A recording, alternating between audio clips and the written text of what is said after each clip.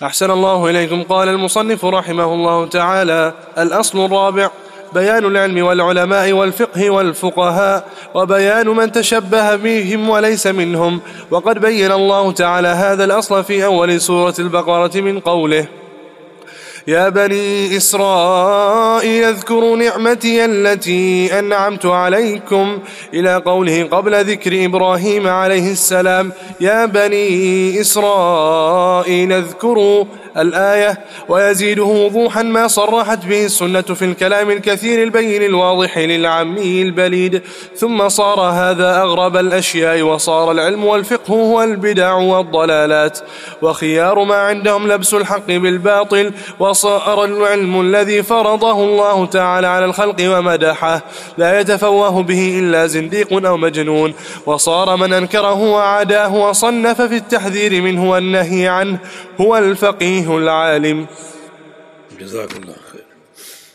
الأصل الرابع، چوتھا اصل، بیان العلم بالعلماء بالفقه بالفقهاء وبیان من تشبہ بهم ولیس منهم.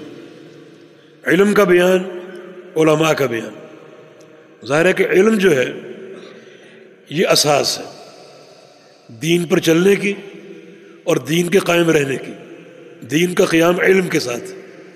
اگر نماز کا علم نہیں تو نماز کیسے ادا ہوگی؟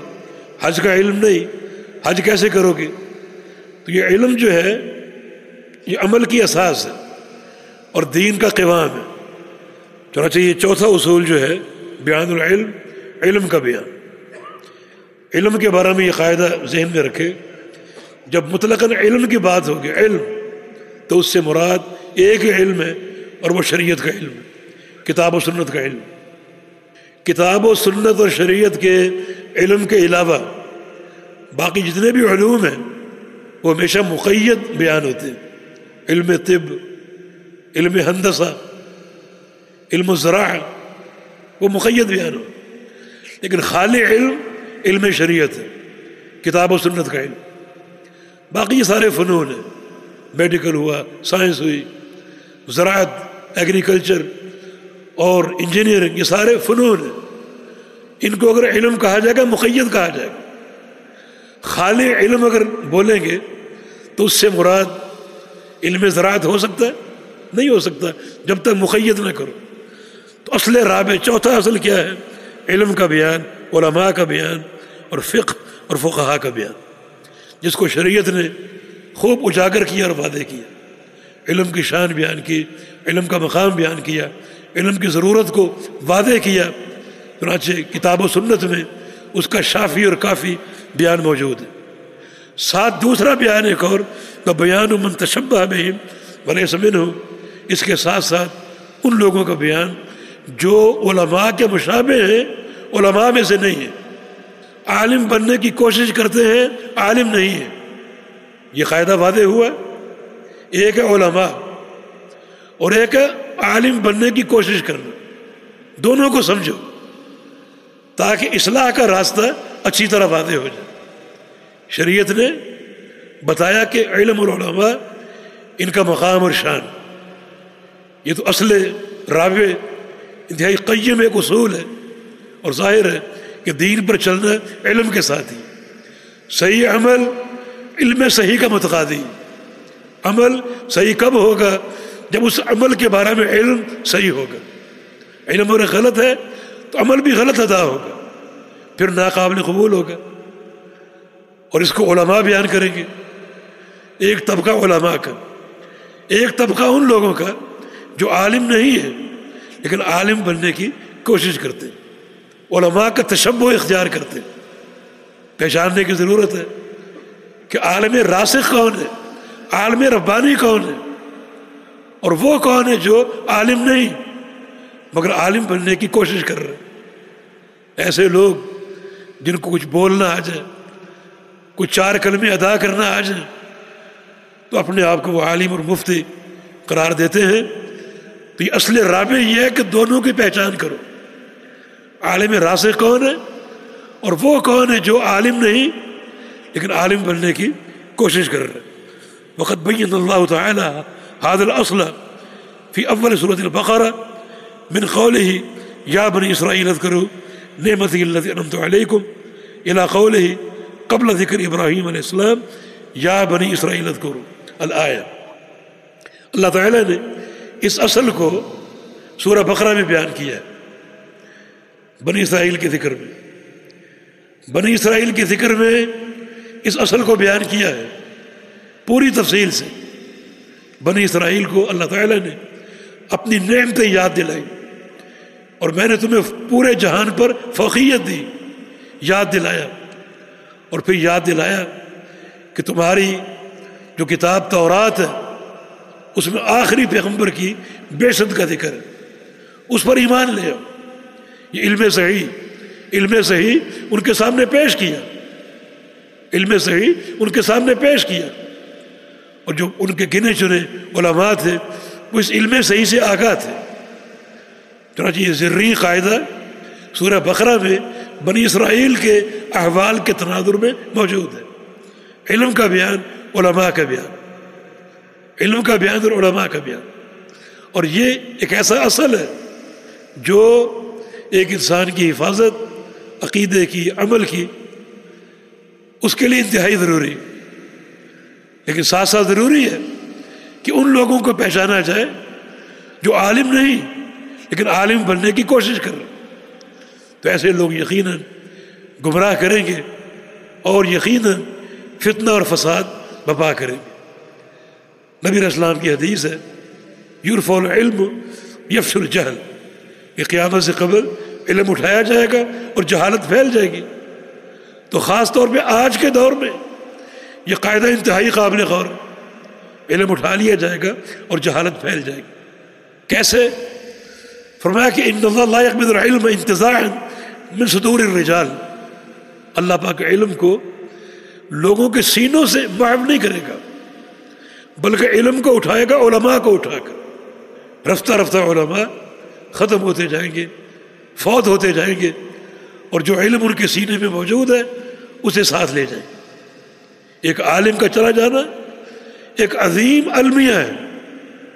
عالم کا فوت ہونا، اس سے اس کی شکل گم نہیں ہوتی، اس کا خون یا رنگ گم نہیں ہوتا، بلکہ وہ نبی کی میراث جو اس کی سینے میں موجود ہے وہ گم ہو جاتی، وہ اپنے ساتھ لے جاتا ہے۔ ابن عباس فرمایا کرتے تھے کہ جو اللہ تعالیٰ نے فرمایا کہ ہم زمین کو سکیڑ لیں، اس سکیڑنے کا معنی یہ ہے کہ علماء آہستہ آہستہ جا رہے ہیں۔ ایک عالم چاہتا ہے اس کے بدلے زمین کا ایک ٹکڑا بنجر ہو جاتا ہے، خراب اور ویران ہو جاتا ہے۔ زمین کی رونق علماء ہے، زمین کا نور علماء ہے، حسن علماء ہے۔ ابن تیمیہ فرمایا کرتے تھے آج اگر کسی نے اس زمین کی پشت پر جنت دیکھنی ہے تو علماء کی مجالس کو دیکھ لے اور ان کی حلقات کو دیکھ لے، وہ جنت ہیں، یقیناً جنت۔ لیکن بھائیو، اس اصل کا تقاضا یہ ہے کہ علماء کو پہچانو۔ ہر شخص عالم نہیں ہے، بلکہ جو علماء راسخین ہیں ان کو پہچانو، ان سے تعلق قائم کرو۔ اللہ کے پیغمبر فرما رہے ہیں کہ جب علماء اٹھ جائیں گے تو پھر جہلاء باقی رہیں گے، جو عالم کی روپ میں اپنے آپ کو پیش کریں گے اور لوگ ان کو مان لیں گے، قبول کر لیں گے، اور پھر ان کو اپنا لیڈر قرار دیں گے، راہبر قرار دیں گے۔ ان سے لوگ سوال کریں گے، وہ جواب دیں گے، خود بھی گمراہ اور لوگوں کو بھی گمراہ کر کے چھوڑ دیں۔ تو ایسے لوگ جو عالم نہیں لیکن عالم کے روپ میں معاشرے کے سامنے آتے ہیں، ان کو پہچاننا ضروری ہے، ان کی معرفت ضروری۔ چنانچہ جو ایک اصل قاعدہ تھا علماء راسخین اور ان کی پہچان، اس کو بدلا گیا اس قسم کے جہال کے ذریعے، اس قسم کے لوگوں کے ذریعے جو عالم نہیں لیکن عالم کے روپ میں آپ کے سامنے آ گئے۔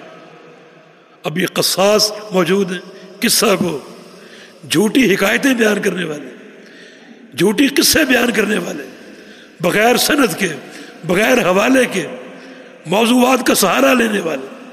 اللہ کے بندو، راسخین فی العلم قال اللہ اور قال رسول کہتے ہیں، اور وہ کیا کہتے ہیں؟ بزرگوں نے فرمایا، فلاں امام نے فرمایا، فلاں شخص نے فرمایا۔ یہ علماء نہیں ہے، علماء کے روپ میں آپ کے سامنے لوگ کھڑے ہیں جو کہ تضلیل کا باعث ہے اور گمراہ کرنے کا ذریعہ اور باعث ہے.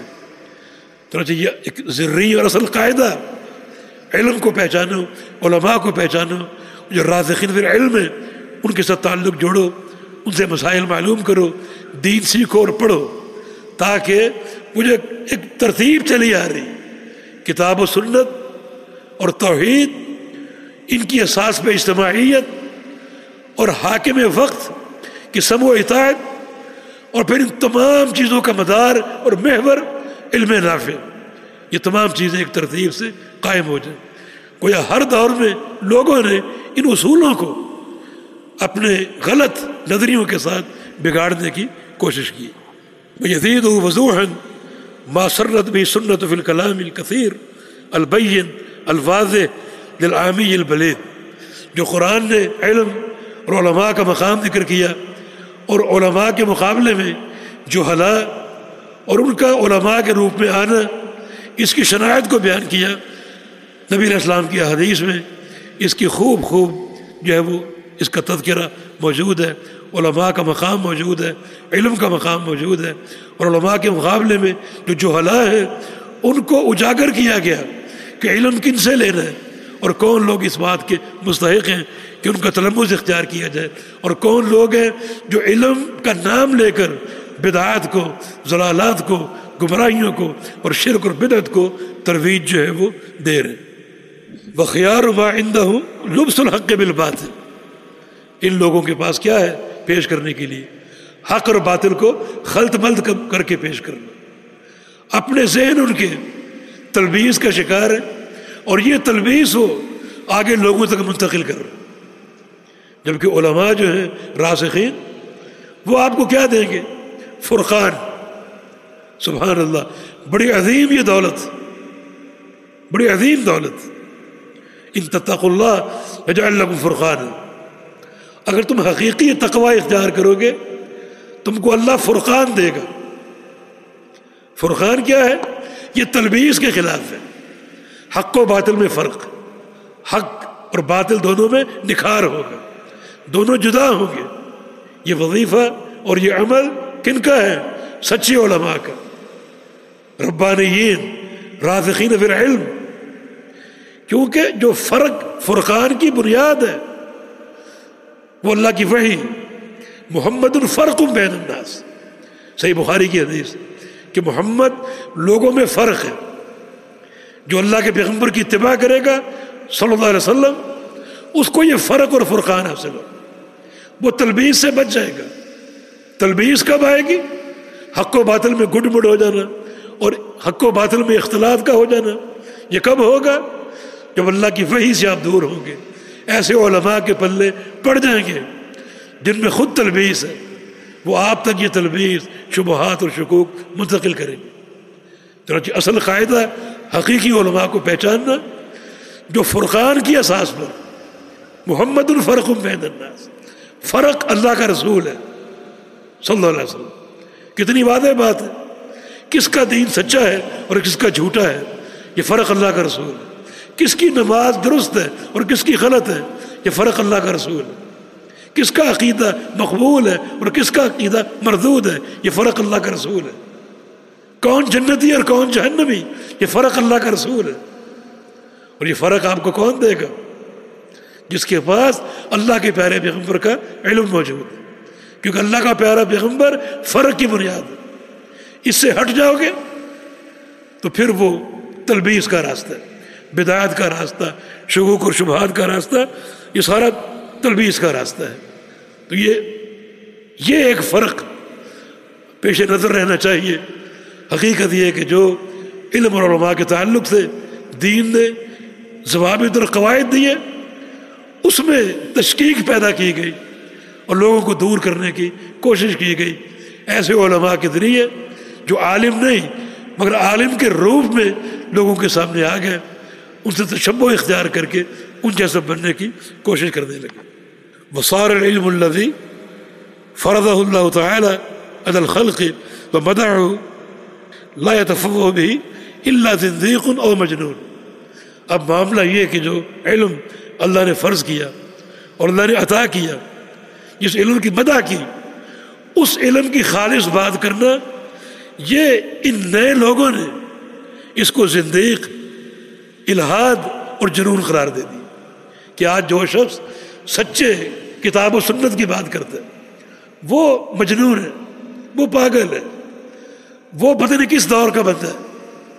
آج کا دور روشنی کا دور، آج کا دور علم کا دور ہے، آج کا دور جو ہے وہ اس عقل اور ذہن کا دور ہے۔ جو پرانے علم کی بات کرتا ہے کتاب و سنت کی، اسے جنون کہا جاتا ہے۔ دیکھیں یہ اللہ تعالیٰ کی صفات کا علم، اللہ کے اسماء کا علم، آج کیا کہا جا رہا ہے کہ کلام المتقدمین اسلم، یہ عقیدت المتقدمین اسلم وعقیدت المتاخرین اعلم، کہ صفات باری تعالیٰ کے بارے میں جو متقدمین کا عقیدہ تھا، سلف صالحین کا، وہ تو اسلم ہے، سپرد کر دینے کا۔ یہ کون سا علم ہے؟ جب متاخرین نے اللہ کی صفات میں باتیں کی، لمبا لمبا کلام کیا، یہ علم ہے، حالانکہ جہالت اور کفر۔ بعض وقت ایسی تعویلیں سامنے آتی ہیں جو کفر بنتی، یہ دیکھیں کس طرح یعنی ایک کفر کو علم قرار دیا جائے اور علم کو کفر قرار دیا جائے۔ وہب بن مربع کا قول ہے کہ اعلم الناس بالقدر اسکتهم فیہ، کہ تقدیر کا سب سے بڑا عالم وہ ہے جو تقدیر کے معاملے میں سب سے زیادہ خاموش رہنے والا، زیادہ خاموشی اختیار کرنے والا تقدیر کا بڑا عالم ہے۔ اور تقدیر کے بارے میں بڑا جاہل وہ ہے جو زیادہ کلام کرنے والا ہو۔ آج اس کلام کو علم کہا گیا اور خاموشی کو جہالت کہا گیا۔ اس طرح کی بے شمار مثالیں، یعنی اصل علم کو جہالت اور جہالت کو علم قرار دیا جائے، اور سچے علم کی بات اگر کی جائے اس پر یہ لوگ کڑتے ہیں۔ سچے علم کو زندیقیت کہتے ہیں، جنون کہتے ہیں، ماتھے پر بل پڑ جاتے ہیں۔ کسی بدعتی کے سامنے صحیح بخاری کا نام لو، اسے بخار چڑھ جائے گا، حدیث کا نام لو، ماتھے پر بل پڑ جائیں گے۔ امام اوزاعی کا قول ہے من علامت اہل البدع، ایک بدعتی انسان کی علامت یہ ہے، بدعتی انسان کی علامت یہ ہے کہ اذا حدثتہ بحدیث خلاف بدعتہ ابغض الحدیث، کہ اس کے سامنے تم کو حدیث بیان کرو اور وہ حدیث اس کی بدعت کے خلاف ہو، اس کے عمل کے خلاف ہو، تو اپنے عمل کو نہیں چھوڑے گا بلکہ اپنے سینے کو اللہ کے نبی کی حدیث سے بھر لے گا۔ اس کے سینے میں حدیث کا بغض ہوگا، عمل کو نہیں چھوڑے گا۔ یہ علم ہے حدیث کے مقابلے میں آراء کو مقدم کرنا؟ نہیں جناب، یہ بزرگوں کی تکریم، بزرگوں کی باتیں اور ان کی آراء کا احترام، اس تناظر میں خالص کتاب و سنت کی بات کو اور حقیقی علم کو کمزور کرنے کی کوشش کی جا رہی ہے، جو کہ بڑی سازش، بڑی سازش۔ حقیقت یہ ہے کہ کتاب و سنت ہی ہمارا اوڑھنا بچھانا ہونا چاہیے، اور وہی ہمارا اول و آخر ہونا چاہیے۔ عقیدے کی بنیاد، عمل کی بنیاد کتاب و سنت ہی ہو۔ وصار من انکرہ وعاداہ وصنف فی التحذیر منہ والنہی عنہ هو الفقیہ العالم۔ آج جو حقیقی کتاب و سنت کا رد کرے، کتاب و سنت سے عداوت کی بات کرے، کتاب و سنت کے خلاف کتابیں لکھے، وہ آج فقیہ اور عالم شمار ہوتا ہے۔ آج کے نئے قواعد کی روشنی میں فقیہ اور عالم شمار ہوتا ہے کہ علم تو اس کے پاس، جو سلف صالحین کی بات کرتے ہیں ان کو تو محدود علم تھا، آج وسیع علم ہے، علم تو اس کے پاس۔ چنانچہ یہ جو قاعدہ، یہ ذری اصل جو شیخ نے بیان کیا علم کے تعلق سے، علماء کے تعلق سے، اس کی اچھی طرح معرفت حاصل کرو۔ علماء ربانیین، ان کو جاننا اور پہچاننا۔ آج مومنین کی سبیل کیا ہے ایک عالم کی تیاری میں؟ میں اپنے پاکستان کی بات کرتا ہوں، دینی مدارس قائم ہیں، دینی مدارس میں ایک سلیبس ہے 8 سال کا یا 9 سال کا یا 7 سال کا۔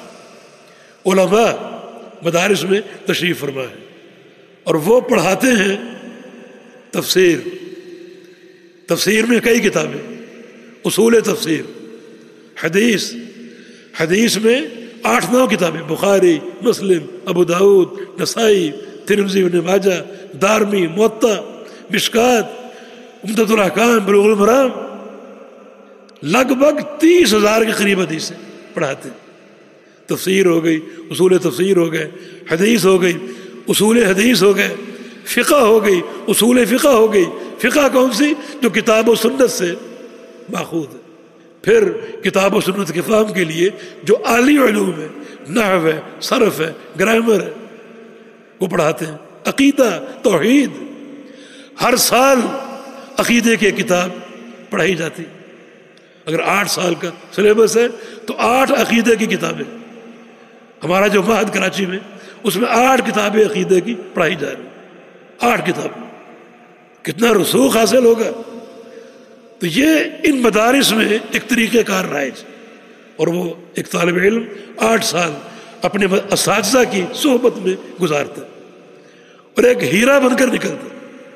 بس شرط یہ کہ وہ محنت کا حق ادا کر دے. تو یہ علماء کی معرفت، اس کا طلب علم ہمارے ہاں معروف ہے. ایک عالم تیار ہو رہا ہے، سند اس کی واضح. جو علماء اس کے اساتذہ ہیں، ان کے اساتذہ کون ہیں معلوم ہے، آگے ان کے اساتذہ کون ہیں معلوم ہے. چلتے چلتے تابعین، صحابہ، اور پھر محمد رسول اللہ صلی اللہ علیہ وسلم. یہ سند کا اتصال جو ہے ایک روحانی تعلق ہے، روحانی برکت ہے. یہ علماء راسخین کی تیاری.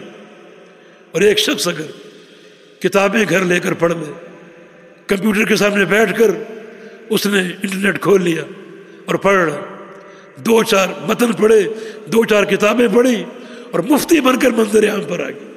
اللہ کے بندو سوچو کہ اس کی اساس یہ کہاں سے آیا.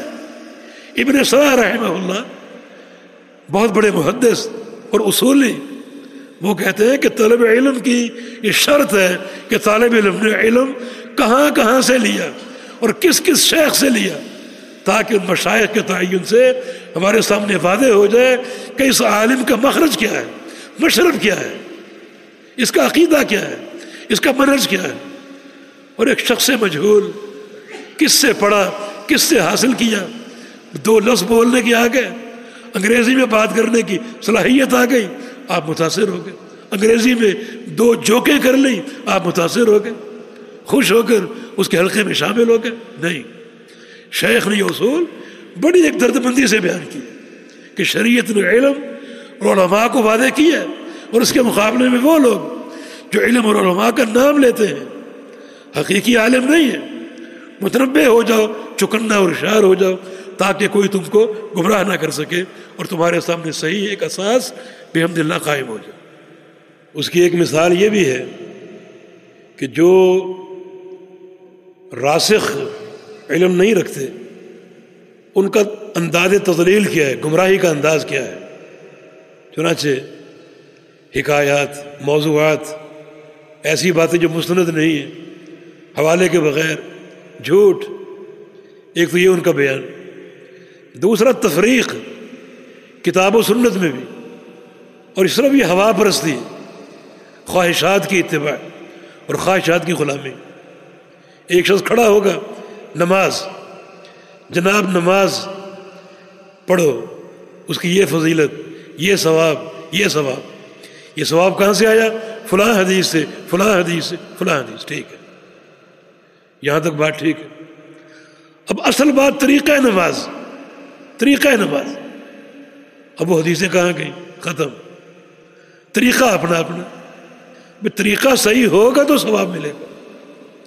نماز مقبول کب ہوگی؟ جب طریقہ صحیح ہوگا. نہیں، لوگوں کو جوڑو توڑو نہیں. کتنے بڑے جہل کی بات. طریقہ سکھاؤ گے لوگ ٹوٹ جائیں گے. دیکھیں یہ کتنا اصولوں سے روگردانی جو شیخ نے ایک ترتیب رکھی ہے، اور بڑی احسن ترتیب. کس طرح ایک معکوس نظام اس کے مقابلے میں پیش کیا جائے. جوڑ کی بات کرو، توڑ کی بات نہ کرو. حتیٰ کہ توحید بیان نہ کرو. توحید بتاؤ اس باتی شکل میں، لیکن شرک کی مذمت نہ کرو. سنت بیان کرو، بدعت کی تردید نہ کرو. لوگوں کو جوڑو نہ کہ توڑو. نماز کی یہ فضیلت، یہ ثواب. نماز پڑھیں کیسے؟ اپنے اپنے طریقے سے. کیوں؟ اب حدیثیں کہاں گئیں؟ حدیثیں بیان کریں گے لوگ ٹوٹ جائیں گے. لا حول ولا قوت الا باللہ. یہ جہل ہے. آپ نے تمیز کرنی ہے کہ علماء حق کون ہے اور یہ باطل جو ایک باطل پر قائم ہے. دعات علماء کے روپ میں آنے کی کوشش کرتے ہیں. کتنے خطرناک ہے یہ امت کے لیے.